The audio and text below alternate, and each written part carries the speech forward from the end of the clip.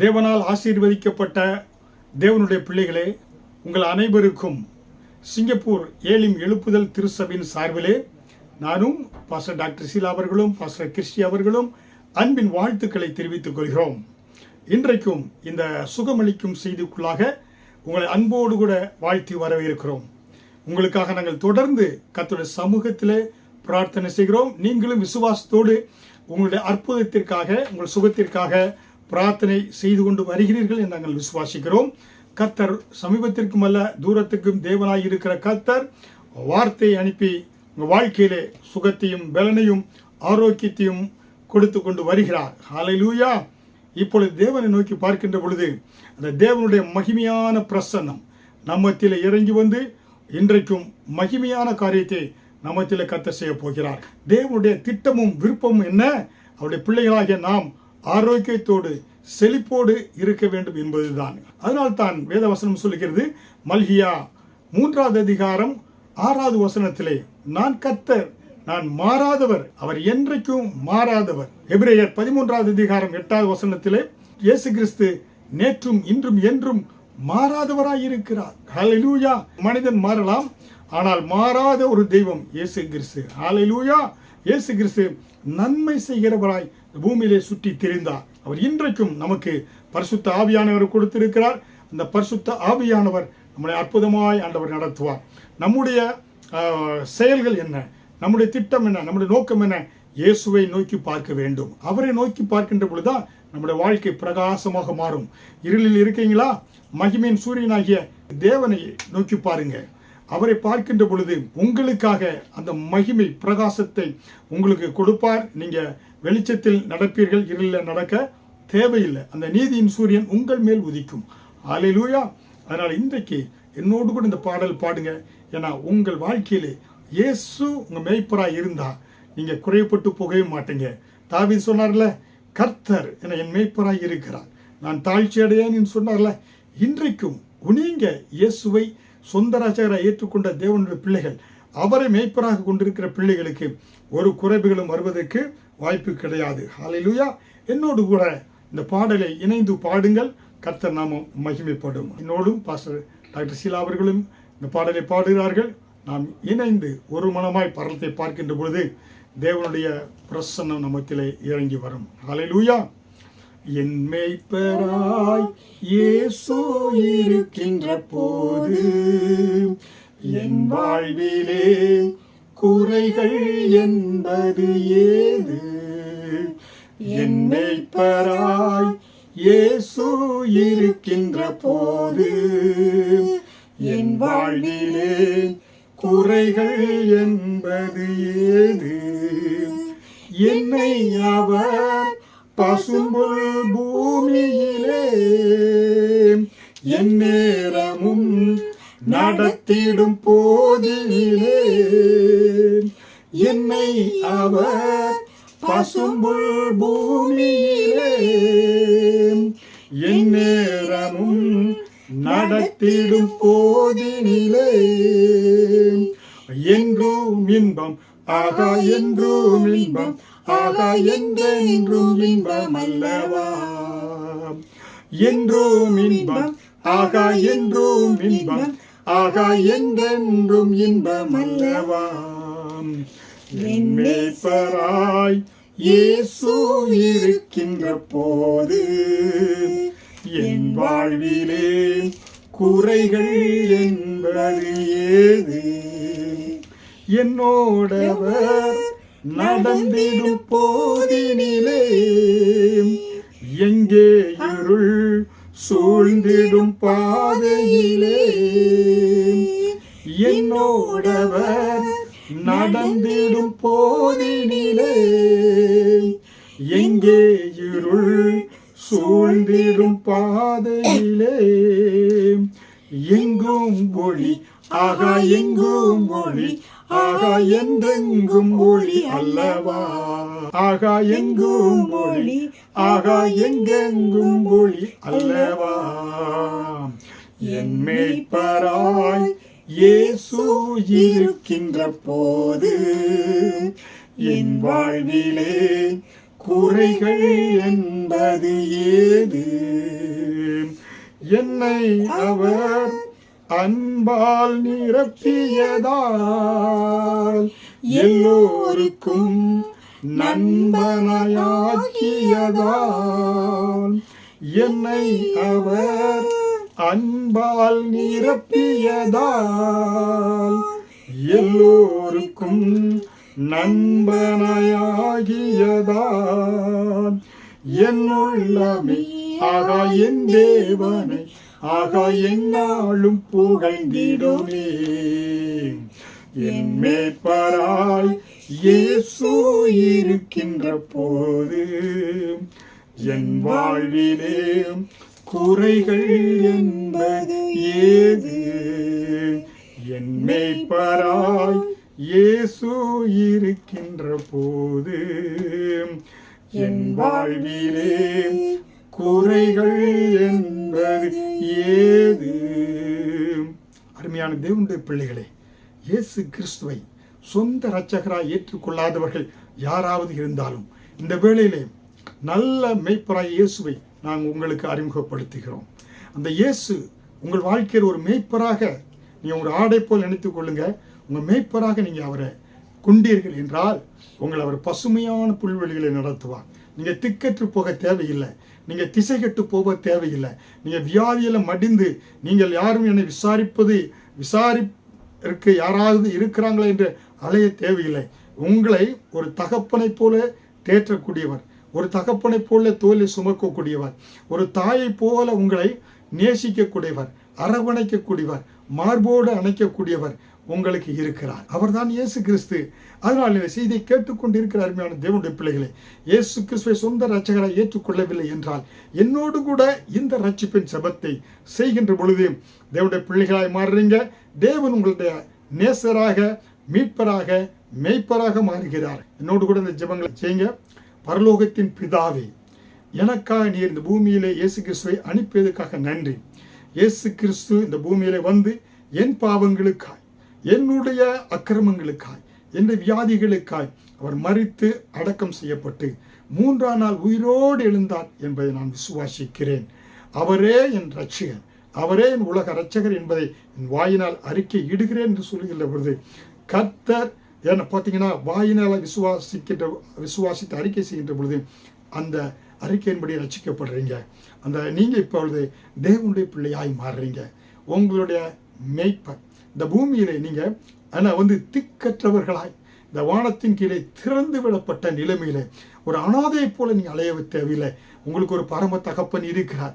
உங்களை நேசிக்கக்கூடியவர், உங்களை விசாரிக்கக்கூடியவர், உங்களுடைய கண்ணீரை துடைக்கக்கூடியவர், உங்களுடைய வியாதி எப்படிப்பட்ட வியாதியாக இருந்தாலும் அந்த வியாதியை குணமாக்கக்கூடியவர் இயேசு கிறிஸ்து. அவருடைய தழும்புகளால் குணமானீர்கள். இயேசு இந்த பூமியிலே வந்து என்ன செய்தாரே, எல்லா மனிதனுடைய வியாதிகளை அவர் ஏற்றுக்கொண்டு அவர் சுகத்தை கொடுத்திருக்கிறார். ஹல்லேலூயா. பாருங்க, பல வருடங்களுக்கு முன்பாக கனடா தேசத்திலே உலகத்தில் இருக்கக்கூடிய எல்லா டாக்டர்ஸ்லையும் ஸ்பெஷலிஸ்ட் எல்லாம் ஏன்னா ஒன்று கூடி ஒரு கான்ஃபரன்ஸ் நடத்தினாங்க. அதில் அவங்க லிஸ்ட் எடுத்து பார்த்தாங்க. இந்த பூமியிலே மருத்துவர்கள் கண்டுபிடித்த மருந்தினாலே குணமாக்க முடியாத வியாதிகள் எத்தனை இருக்கிறது என்று அவர்கள் ஆராய்ச்சி செய்து அந்த டிஸ்கஷன் பண்ணுகின்ற பொழுது 39 வியாதிகள் குணமாக்க முடியாத வியாதிகளாக, அதாவது கேன்சருக்கு மருந்து கண்டுபிடிக்க முடியவில்லை, அதே போல் எய்ட்ஸ் மருந்து கண்டுபிடிக்க முடியவில்லை. இப்படிப்பட்ட இந்த வியாதிகளுக்கு அதை குணமாக்க முடியாத வியாதிகள் 39 என்று சொன்னார்களாம். ஆனால் இந்த 39 வியாதிகளும் எதனால் குணமாகிறது என்றால் இயேசு கிறிஸ்து கல்வாரி சிலுவையிலே 39 கசையடிகளை அவர் ஏற்றுக்கொண்டார். 39 கசையடிகளை ஏற்றுக்கொண்டதினாலே இந்த தீர்க்க முடியாத 39 வியாதிகளையும் இயேசுவின் தழும்புகளால் அவருடைய ரத்தத்தால் நீங்க குணமாகிறீங்க. இயேசு கிறிஸ்துவின் ரத்தம் சகல பாவங்களை நீக்கி சுத்திகரிக்குமா? இயேசு 39 கசையடிகள் எனக்காக பட்டார் என்று விசுவாசிக்கின்ற பொழுது மருத்துவர்களால் குணமாக்க முடியாத வியாதியை இயேசு உங்களுக்கு குணமாக்குகிறார். அதனால்தான் உலக அற்புதங்க 30 லட்சம் ஜனங்கள், இஸ்ரேல் ஜனங்கள் எகிப்தில் அடிமைகளாக இருந்தாங்க. கர்த்தர் அவர்களை கொண்டு வருகின்ற பொழுது வனாந்தரத்திலே இந்த 30 லட்சம் ஜனங்களை பார்த்து ஒரு வாக்கு கொடுக்கிறார். யாத்திராகமம் 15வது அதிகாரம் வசனம் 25 26 பார்க்கின்ற பொழுது, நானே பரிகாரியாகிய கர்த்தர், எகிப்தியனுக்கு வந்த எந்த வியாதி உங்களுக்கு நான் வரவிட மாட்டேன், நானே பரிகாரியாகிய கர்த்தர் என்று வாக்கு கொடுத்தார். ஏனென்றால் பரிகாரி என்றால் பரம வைத்தியர், அவரால் தீர்க்க முடியாத அந்த வியாதியும் கிடையாது. வாக்கு கொடுத்துட்டார்ல, வாக்கு மாறாத ஒரு தேவன், வாக்கை அப்படியே நிறைவேற்றினார். இந்த இஸ்ரவேல் ஜனங்கள் வனாந்திரத்தில் நடந்தாங்க, கோத்திரங்களில் ஒருவன் கூட பலவீனப்பட்டவன் இல்லை என்று சொல்லி சங்கீதம் 105வது அதிகாரத்தில் வசனம் 37 பார்க்கலாம். பாத்தீங்க, ஒரு நிமிடத்திற்கு முன்பாக பிறந்த குழந்தை முதல் கொண்டு 120 வயது வரை அன்றைக்கு இருந்தாங்க, தாத்தா வரை பாட்டி வரை, ஒருவரு கூட எந்த ஒரு ஃப்ளூவோ எந்த ஒரு ஃபீவரோ எந்த ஒரு கேன்சர் வியாதியோ எந்த நோய் வரலையாம். காரணம், கர்த்தர் வாக்கு கொடுத்தார். அந்த வாக்கை விசுவாசித்தார்கள். 30 லட்சம் ஜனங்களும் கண்மூடித்தனமாக அவர்கள் விசுவாசித்தார்கள். ஹல்லேலூயா! அருமையான தேவனுடைய பிள்ளைகளே, அவர்களுடைய விசுவாசம் வருவதற்கு காரணம் அந்த யாத்திராகமம் 15வது அதிகாரத்தில் முன்புள்ள வசனங்களை 20-21 பார்த்தோம் என்றால், மாரா என்ற இடத்துக்கு வர்றாங்க. மாரா என்ற இடத்திற்கு அந்த செங்கடலை தாண்டி மோசேயின் தலைமையில் 30 லட்சம் ஜனங்கள் வருகிறார்கள். வருகின்ற பொழுது அவர்கள் குடிப்பதற்கு 3 நாள் ஆகிவிட்டு அங்கே வரும்பொழுது அவர்கள் குடிப்பதற்கு தண்ணீர் இல்லை. அங்கே தண்ணீர் இல்லாத போது அங்கே ஒரு தடாகத்தை பார்க்குறாங்க, ஒரு லேக்கை பார்க்குறாங்க, தண்ணீர் இருக்கிறது. ஆனால் தண்ணீரை குடிக்கும்படி அங்கே சென்ற பொழுது அந்த தண்ணீர் எப்படியாக இருக்கிறது? கசப்பாக இருக்கிறது. கசப்பு என்றால் மாறா என்ற அர்த்தம். அதில் சாவு இருக்கிறது. அதை குடித்தால் அந்த ஜனங்கள் செத்து போயிடுவாங்க. மோசையை பார்த்து முறுமுறுக்கிறாங்க.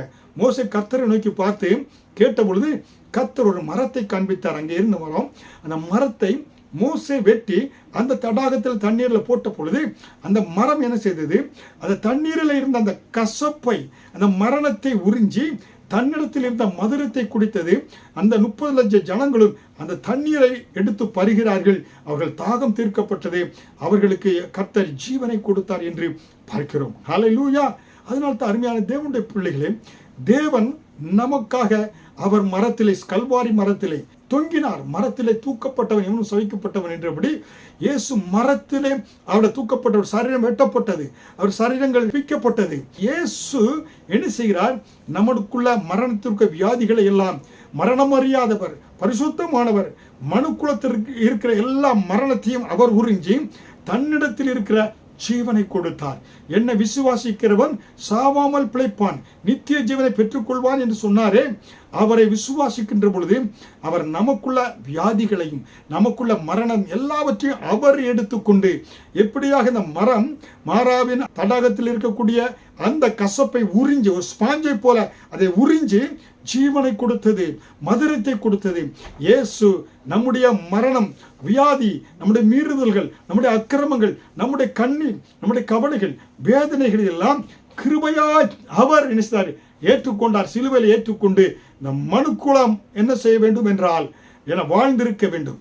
பிதாவானவர் தன் சொந்த குமாரனாகிய இயேசுவை பூமிக்கு அனுப்பி, அன்பிலேயும் மேலான அன்பு, அகாப்பே அன்பு சொல்லுகிறோமே, அகாப்பே என்றால் அகாப்பே அன்பு என்று சொன்னால் அப்பா பிதாவே என்று அழைக்கக்கூடிய அந்த உரிமையை என்ன இயேசு நமக்கு கொடுத்திருக்கிறாரே. ரத்தத்தால் கழுவப்பட்டு அவர் ரட்சிக்கப்படுகின்ற பொழுது இவை பிதாவினிடத்தில் நம்ம என்ன செய்யலாம்? தைரியமாக அப்பா பிதாவே என்று நம்ம அவரை அழைக்க முடியும். அவருடைய பிள்ளைகளாக மாறுறோம். ஏனென்றால் இயேசுவை நமக்காக பூமிக்கு அனுப்பி அவர் சொந்த குமாரன் என்று பாராமல் அவர்கிட்ட இருக்கக்கூடிய பெரிய கிறிஸ்டல் உயர்ந்த இது அவருடைய மகன், அவரையே பூமிக்கு அனுப்பி அவரே நமக்காக பலியாகும்படியாக ஒப்பு கொடுத்து நம்மை அவருடைய பிள்ளையாக மாற்றி இருக்கிறார். ஹல்லேலூயா! இதுதாங்க கிறிஸ்தவத்தினுடைய மேன்மை. நீங்க பலி செலுத்த தேவையில்லை, இயேசு பலியாகி இருக்கிறார். அது விசுவாசித்தால் போதும். நீங்க ஆட்டையோ மாட்டையோ கோழியோ எதுவும் பலி செலுத்த தேவையில்லை. மிருகத்துடைய பலியில நமக்கு நிரந்தர நிவாரணம் அல்ல. பழைய ஏற்பாட்டு அப்படிதான் இருந்தது. ஆனால் இயேசு முழு மனுக்குலத்திற்காக தன் ஜீவனையே கல்வாரி சிலுவையில் பலியாகி நம்மை மீட்டெடுத்திருக்கிறார். நம்ம தகுதியில், நம் பாவிகள், நம்ம தகுதியானவர்கள் அல்ல. நான் தான் கிருபை என்பது தகுதி இல்லாதவர்களுக்கு என பாராட்டுகிற இரக்கம், கிருபை. இதுதாங்க மாபெரும் கிருபை. இந்த கிருபை நீங்க ருசித்து பார்த்துட்டீங்கன்னா நீங்க பாவம் செய்ய மாட்டீங்க. ஏன்னா பாவத்தை நான் இயேசு கிறிஸ்து எனக்காக மரித்திருக்கிறார் என்று சொல்கின்ற பொழுது பாவத்தை மேற்கொள்ளக்கூடிய அந்த பலனை பரிசுத்த ஆவியானவர் உங்களுக்கு கொடுப்பார். அதுதான் கிருபையால் ரட்சிக்கப்படுவது என்பது. அதனால் தான் உங்க மேய்ப்பரா இயேசுவை நீங்க ஏற்றுக்கொள்ளுங்க. இயேசு கிறிஸ்து உங்க மேய்ப்பரா இருந்தான்னா உங்க வாழ்க்கையில குறைகள் என்பதே கிடையாதுங்க. ஹல்லேலூயா. அதனால் தான் இன்றைக்கு உங்களோடு கூட எப்படியாக விசுவாசத்தினாலே என சுகத்தை பெற்றுக்கொண்டார்கள் என்பதை குறித்து நான் சொல்ல இருக்கிறேன். எபிரேயர் 11வது அதிகாரம் வசனம் 6 விசுவாசம் இல்லாமல் தேவனுக்கு பிரியமாயிருப்பது கூடாத காரியம். ஏனென்றால் தேவனிடத்தில் சேருகிறவன் அவர் உண்டென்றும் அவர் தம்மை தேடுகிறவர்களுக்கு பலன் அளிக்கிறவர் என்றும் விசுவாசிக்க வேண்டும். அநேகர் கூட்டத்துக்கு வர்றாங்க, ஒரு சிலர் சுகத்தை பெற்றுக்கொள்றாங்க, ஒரு சிலர் சுகத்தை பெற்றுக்கொள்ளாமல் இருப்பதற்கு காரணம் என்ன? விசுவாசம் இல்லை. விசுவாசம் இல்லாமல் தேவனுக்கு பிரியமாய் இருப்பது கூடாத காரியம். ஹல்லேலூயா. கணவன் மனைவி இருக்கிறாங்க, கணவன் மேல் அன்பு வைத்து அவரோட நம்பிக்கை வைத்தாதான் கணவன் அவர் மேல் பிரியமாக இருப்பார். அப்ப தேவன் உங்கள் மேல் பிரியமா இருக்க வேண்டும் என்றால் நீங்க தேவன் மேல் விசுவாசம் வைக்க வேண்டும். அப்பொழுதுதான் கர்த்தர் ஈஸ்வரர் உங்களுக்கு அற்புதங்களை செய்வார். நீங்க அவிசுவாசமா என்ன நடக்க போகுது, ஏது நடக்க போகுது என்று அவிசுவாசமாக இருந்தால் சுகத்தை பெற்றுக்கொள்ள முடியாது, அற்புதத்தை நீங்க பெற்றுக்கொள்ள முடியாது, கர்த்தர் உங்களுக்காக அதிசயங்களை செய்ய முடியாது. ஏனென்றால் தேவனிடத்தில் சேருகிறவன் அவர் உண்டென்றும் அவர் தம்மை தேடுகிறவர்களுக்கு பலன் அளிக்கிறார் என்றும் விசுவாசிக்க வேண்டும் என்று எபிரேயர் 11வது அதிகாரம் 6வது வசனம் சொல்கிறது. ஹல்லேலூயா. இதுவரை நீங்க சுகத்தை பெற்றுக்கொள்ளவில்லை என்றால் உங்களுக்கு நான் சொல்றேன், இந்த வேளையில கண்மூடித்தனமாய் 30 லட்சம் ஜனங்கள் விசுவாசித்தாங்களே நானே பரிகாரி என்று நீங்க விசுவாசித்து பாருங்க. ஒரு மாசத்துல இயேசுதான் பரிகாரி, இயேசுதான் என்னை குணமாக்கக்கூடியவர். நீங்க எப்படிப்பட்ட வியாதியில இருந்தாலும் இயேசு என்னை சுகமாக்குகிறார், இயேசு என்னை குணமாக்குகிறார், அவரை தேடுகிறவருக்கு அவர் பலன் அளிக்கிறார் என்று நீ விசுவாசிக்கின்ற பொழுது கர்த்தர் உங்கள் ஜெபங்களுக்கு பதில் கொடுக்கிறார். உங்க படுக்கையை ஆண்டவர் மாற்றுகிறார், உங்கள் வியாதியை ஆண்டவர் மாற்றுகிறார். பாருங்க, எங்களுடைய சிங்கப்பூர் தேசத்துல அநேகரை பார்க்கிறோம். கேன்சர் 4th ஸ்டேஜ், 4வது ஸ்டேஜ்னா சரீரத்தில் எல்லா இடத்திலும் கேன்சர் பரவி விட்டது. அவர்கள் விசுவாசத்தோடு திருவிருந்த ஒவ்வொரு நாளும் நீரே என் பரிகாரி என்று சொல்லி திருவிருந்த எடுத்தாங்க. தழும்புகளால் குணமாயிரும் என்று சொல்லி ஒவ்வொரு நாள் எடுக்கின்ற பொழுது ஒரு மாசம் கழிச்சு போய் டாக்டர் பார்க்குறாங்க, இந்த 4th ஸ்டேஜ் கேன்சர் முற்றிலுமாய் குணமாகி விட்டது, கேன்சருக்குள்ள அறிகுறியே கிடையாது, கேன்சர் கட்டிகள் எல்லாம் மறைந்து போய்விட்டது என்று அநேக சாட்சிகளை நாங்கள் சொல்ல முடியும். ஹல்லேலூயா. அதனால தான் நான் உங்களுக்கு சொல்றேன், அருமையான தேவனுடைய பிள்ளைகளே, நீங்க விசுவாசம் வைங்க, திருவிருந்திலையும் பங்கு பெறுங்க, கர்த்தருடைய வார்த்தை மேல விசுவாசம் வைங்க, இயேசு மேல நீங்க விசுவாசம் வைங்க. ஹல்லேலூயா. பூமிக்குரிய பொருட்களை பணத்தினால் வாங்கிறோம், ஆனால் பரலோகத்திற்குரிய ஆசீர்வாதங்களை பொக்கிஷங்களை நாம் விசுவாசத்தின் மூலமாக தான் பெற்றுக்கொள்ள முடியும். ஹல்லேலூயா. ஆனால் என்ன சொன்னாரு? உங்கள் விசுவாசத்தின்படியே உங்களுக்கு உண்டாக கடவுது என்று சொன்னார். பாருங்க, அங்க என்ன சொல்றாரா? உனக்கு விசுவாசம் தேவைப்பா, கர்த்தரால் இது செய்ய முடியும் என்ற அந்த விசுவாசம் இருக்கிறதா என்று கேட்டுதான் என்ன செய்தாரு? இயேசு அற்புதங்களை செய்தார் என்று நாம் பார்க்கிறோம். அதனால் தான் இயேசு கிறிஸ்து எல்லாவற்றையும் தர வல்லமை உள்ளவர் என்பதை நீங்கள் என்ன செய்ய வேண்டும்? விசுவாசிக்க வேண்டும். ஹல்லேலூயா. நம்முடைய வாழ்க்கையிலே பல வேளைகளிலே பிரச்சனைகள், போராட்டங்கள், சூழ்நிலைகள் நம்முடைய விசுவாசத்தை தடுமாற செய்யக்கூடியதாக இருக்கும். பிசாசன் காண்பிப்பான், இவ்வளவு பிரச்சனை இருக்கு, இந்த பிரச்சனை தீர்க்க முடியுமா, இது யாரு தீர்ப்பா, இயேசுவால் தீர்க்க முடியுமா என்று சொல்லி உங்களுக்கு என்ன மனச்சோர்வை கொண்டு வருவான், டிப்ரெஷனை கொண்டு வருவான். இந்த மனச்சோர்வு உங்களுக்கு என்ன உண்டாகும்? அவிசுவாசத்தை கொண்டு வரக்கூடியதாக இருக்கும். இந்த மனச்சோர்வு என்ன செய்யும்? உங்க வாயிலிருந்து அவிசுவாசமான வார்த்தைகளை, என்னத்தை நடக்க போகுது, என்னுடைய பிள்ளை எங்க படித்து முன்னுக்கு வர போறான், என் கணவர் எங்க ரட்சிக்கப்பட போறாரு, என் வீட்டில் எப்படி செல்வம் வரப்போகுது, பட்ட காலிலே பட்டிட்டு இருக்கு, எனக்கு எல்லாம் நடக்குமா என்று சொல்லி நீங்க வாயில சொல்ல சோர்வு நிமித்தம் சொல்கின்ற பொழுது மரணமும் ஜீவனும் நாவின் அதிகாரத்தில் இருக்கிறது என்று பார்க்கிறோமே. நீதிமொழிகள் 18வது அதிகாரம் வசனம் 21. அவனவன் பலனினால், அவனுடைய வாயின் பலனினால் வயிறு நிரம்பும். வாயில் எதை சொல்றீங்களோ உங்க வாழ்க்கை அதுதான் நிரம்பும். ஒருவேளை இதுவரை உங்க வாழ்க்கையில கண்ணீர் கவலையா, பற்றாக்குறையா, நல்ல ஒரு திருப்தியில வாழ்க்கை வாழ்ந்திருக்கீங்களா? சற்று இந்த வேளையில சிந்தித்து பாருங்க, சோதித்து பாருங்க.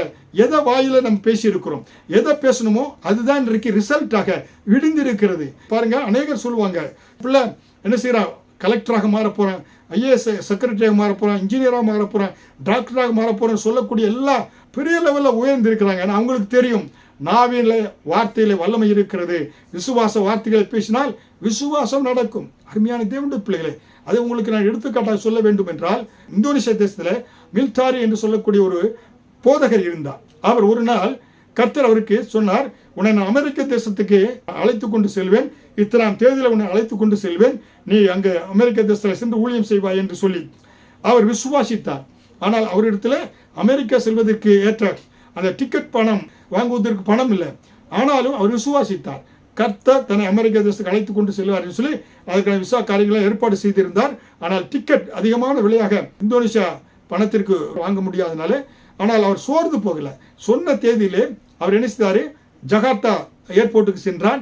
அங்கே சென்று அந்த ஏர்போர்ட்டில் அந்த டிக்கெட் கவுண்டரில் சென்று ஆனால் கிளியரன்ஸுக்காக சென்று தன்னுடைய பாஸ்போர்ட் விசா கொடுக்கிறார். கொடுத்து நான் அமெரிக்க தேசம் செல்ல வேண்டும் என்று அவங்க கேட்குறாங்க, டிக்கெட் இருக்கிறார் என்று அவர் சொன்னார், இல்லை என்னிடத்தில் டிக்கெட் கிடையாது, ஆனால் கர்த்தராகிய இயேசு கிறிஸ்து என்னை அழைத்து செல்வேன் என்று வாக்கு கொடுத்திருக்கிறார் என்று சொன்ன பொழுது அவர்கள் சொன்னாங்க, என்ன இது இப்படி பேசுகிற, நீ டிக்கெட் இல்லை என்றால் உன்னை நாங்கள் அழைத்து செல்ல முடியாது என்று அவரை நிராகரித்து விட்டார்கள். அவர் என்ன செய்தார், அப்படியாக வந்து அங்கே அவங்க இருக்கக்கூடிய அந்த வெயிட்டிங் சேரில் உட்கார்ந்து இருக்கிறார். உட்கார்ந்து அவர் ஆண்டவர் துதித்து கொண்டு இருக்கிறார். அவர் வழி அனுப்பி வந்த நண்பர்கள் எல்லாம் சொல்றாங்க, எப்படி டிக்கெட் இல்லாமல் நியூயார்க் பட்டணத்துக்கு செல்ல முடியும் என்று சொல்லி. அப்பொழுது அவர் சொன்னார், என் இயேசு என்னை வெட்கப்படுத்த மாட்டார் பார்த்து சொல்லிக் கொண்டு இருக்கிறார். அந்த பிளைட் செல்ல இருக்கிற லாஸ்ட் கால், கேட்டெல்லாம் மூடப்படுகிறது. மூடப்பட்டு பறந்து சென்று விட்டது. ஜகார்த்தா விமான நிலையத்திலிருந்து அது நியூயார்க் பட்டணத்துக்கு பறந்து சென்று விட்டது. ஆனாலும் இந்த மிக்டார் என்ற போதகர் அந்த சேர்லே உட்கார்ந்து ஆண்டவரை தூத்தி ஜெபித்துக் கொண்டே இருக்கிறார். விமானம் பறந்து சென்று ஒரு அரை மணி நேரத்துக்கு மேலே ஆகிவிட்டது. இப்பொழுது அங்கே இருக்கக்கூடிய அந்த ஏர்போர்ட்டினுடைய மைக்கில் ஒரு அனௌன்ஸ்மெண்ட் வருகிறது.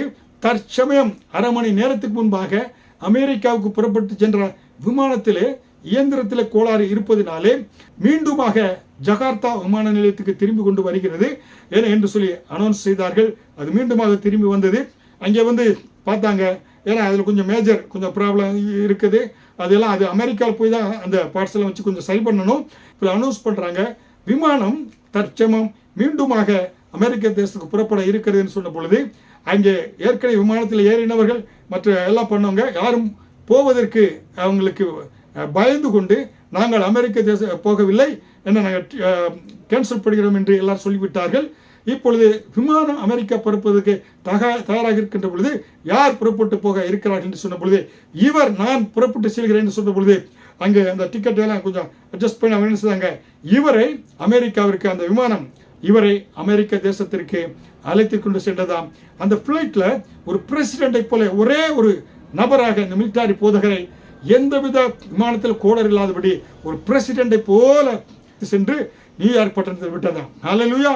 காரணம், நான் விசுவாசிக்கிறவர் இன்னார் என்று அறிவேன் என்று அந்த விசுவாச வார்த்தையை அவர் சொன்னதினாலே அந்த விசுவாசத்தின்படியாக கர்த்தர் அவர் என்ன செய்தார், அங்க அமெரிக்க தேசத்துக்கு அழைத்து கொண்டு சென்றார். ஹல்லேலூயா. அருமையான தேவனுடைய பிள்ளைகளே, உங்க விசுவாசம் எப்படியாக இருக்கிறது? நீங்க விசுவாசம் இல்லாமல் தேவனுக்கு பிரியமாக இருக்க முடியாது. ஹல்லேலூயா. அதனால்தான் கர்த்தர் மீண்டும் மீண்டுமா ஆண்டவர் என்ன சொல்றாரு, அவருடைய வாக்கு தத்தத்தை விசுவாசத்தை நீங்க அறிக்கையில் சொல்கின்ற பொழுது அது உங்க வாழ்க்கையில நடக்கக்கூடியதாக இருக்கிறது. ஹல்லேலூயா. அந்த வார்த்தை எடுத்து நீங்க பயன்படுத்துகின்ற பொழுது ஒரு புதிய உங்களுக்கு பலன் உண்டாகும், ஒரு புதிய தெம்பு உண்டாகும், ஒரு புதிய உணர்ச்சி உண்டாகும். சோர்ந்து போகிற நேரத்தில் எல்லாம் நீங்க கர்த்தருடைய வார்த்தை எடுத்து பயன்படுத்துங்க. இந்த ஊழிய ஆரம்ப நாட்களிலே சோர்ந்து போய் ஊழியத்துக்கு வர அநேகர் எழும்பிய பொழுது கர்த்தருடைய சமூகத்தில் ஜெபித்த பொழுது கர்த்தர் சொன்னாரே, இந்த பேதருக்கு சொன்னாரே, இந்த கல்லின் மேல் என் சபையை கட்டுவேன், பாதாளத்தின் வாசல்கள் மேற்கொள்ளாது என்று சொன்னாரே. அப்படிப்பட்ட அந்த வசனம் என் வாழ்க்கையிலே வந்த பொழுது ஊழியத்தில் அந்த வார்த்தையை பிடித்து முன்னேறி சென்ற பொழுது கர்த்தர் ஊழியத்தில் பெரிய காரியங்கள், ஊழியத்தை ஸ்தாபிக்க, அரசாங்கத்தில் அதை பதிவு செய்ய, ஏன்னா ஊழியத்தில் பெரிய காரியங்கள் 350 பேருக்கு மேலாக ஞானஸ்தானத்தை கொடுத்து ஏன்னா இந்திய சகோதரர்களுக்கு இந்திய மக்களுக்கு கொடுக்கும்படியாக கிருபை பாராட்டினார்.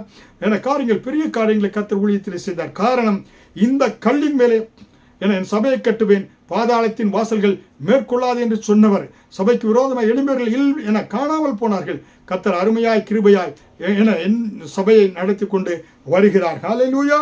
அருமையான தேவனுடைய பிள்ளைகளே, அப்போ வாக்கு தத்தங்களை விசுவாசமாக எடுத்து பயன்படுத்துகின்ற பொழுது உங்கள் உள்ளம் என்ன செய்யறோம், கொழுந்து விட்டு எரியும். உங்கள் உள்ளத்தில் ஏன்னா அந்த வார்த்தைகள் உங்களை கொழுந்து விட்டு எரியக்கூடியதாக இருக்கிறது. ஹல்லேலூயா. அதனால்தான் இந்த வேளையில் கூட உங்களிடத்தில் சொல்லிக்கொள்ள விரும்புவது, விசுவாச வார்த்தைகளை நீங்க பேசுங்க. கர்த்தருடைய விசுவாச வார்த்தைகளை பேசுகின்ற பொழுது ஆண்டவர் அற்புதமாய் உங்களை குணமாக்குவார். ஹல்லேலூயா. அன்றைக்கு இஸ்ரவேல் ஜனங்களுக்கு சுகத்தை கொடுத்தவர், பலனை கொடுத்தவர். அந்த வார்த்தையை பேசினாங்க, நானே உன் பரிகாரியாகிய கர்த்தர் என்று சொல்லி. ஹல்லேலூயா. அதனாலே தேவனாய கர்த்தர் ஏன்னா வசனம் சொல்கிறது, யாத்திராகமம் 15வது அதிகாரம் வசனம் 26, நீ என் தேவனாய கர்த்தரின் சத்தத்தை கவனமாய் கேட்டு அவர் பார்வைக்கு செம்மையானவைகளை செய்து அவர் கட்டளைகளுக்கு செவி கொடுத்து அவருடைய நியமங்கள் யாவையும் கை கொண்டால் நான் எகிப்தியருக்கு வரப்பண்ணின வியாதிகளில் ஒன்றையும் உனக்கு வரப்பண்ணேன். நானே உன் பரியாரியாகிய கர்த்தர் என்றார். ஹல்லேலூயா. அருமையான தேவனுடைய பிள்ளைகளே, நீங்க உங்க வாழ்க்கையில பார்த்தீங்கன்னாக்க தேவன் ஹல்லேலூயா கர்த்தர் நல்லவர் என்பதை ருசித்து பாருங்க. ஆண்டவர் உங்களுக்கு எந்த வியாதியும் வர வைக்க மாட்டாங்க. இஸ்ரவேல் ஜனங்கள் அந்த மாறாவின் கசப்பு இருந்துச்சு பாருங்க, அந்த கசப்பை ஆண்டவர் நீக்கி அந்த மரண வியாதி நீக்கி ஆண்டவர் ஜீவ தண்ணீர் அவர்கள் கொடுத்தார். ஹல்லேலூயா. மாறா என்றால் கசப்பு. இன்றைக்கு பாருங்க, நவோமி எகிப்திலிருந்து எருசலேமில் இருந்து அவ என்ன செய்யறா, இதுக்கு போறா. ஹல்லேலூயா.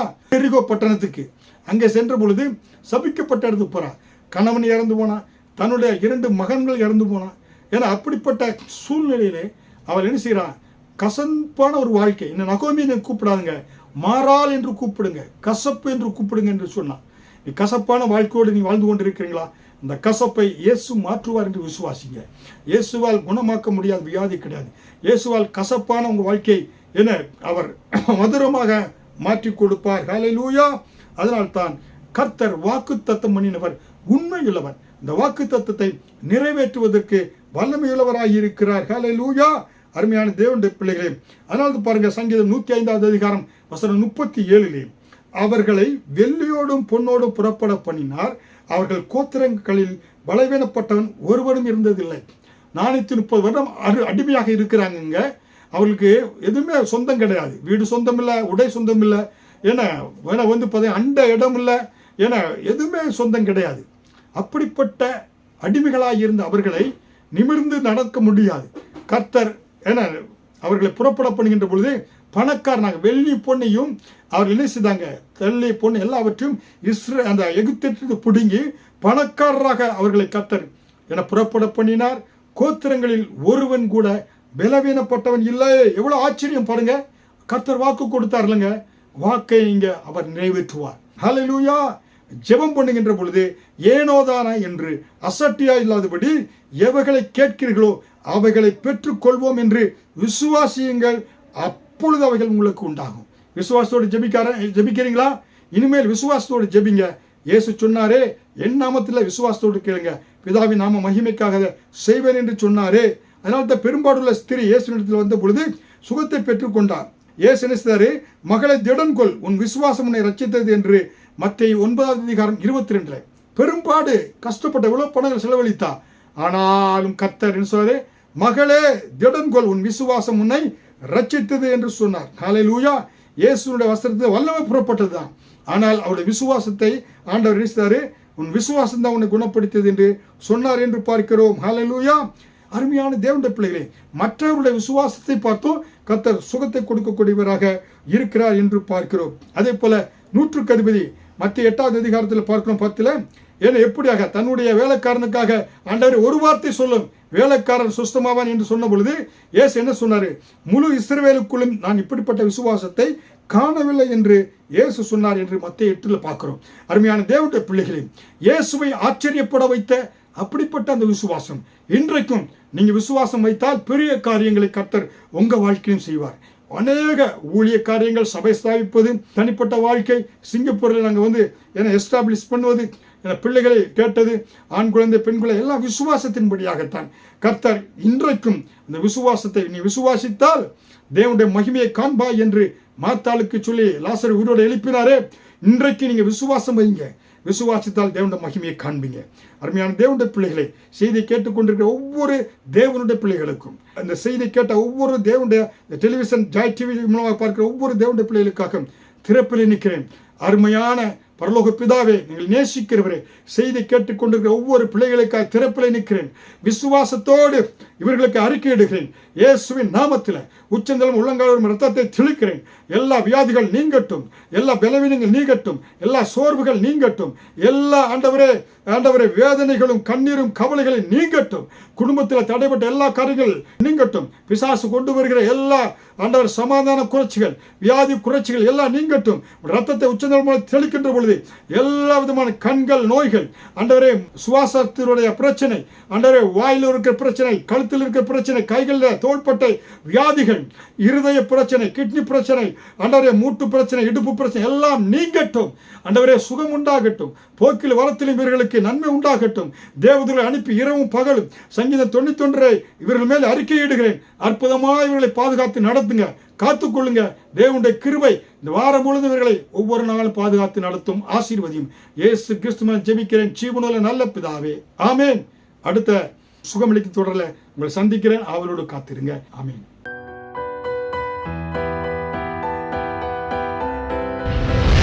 கர்த்தர் உங்களை ஆசீர்வதிப்பாராக.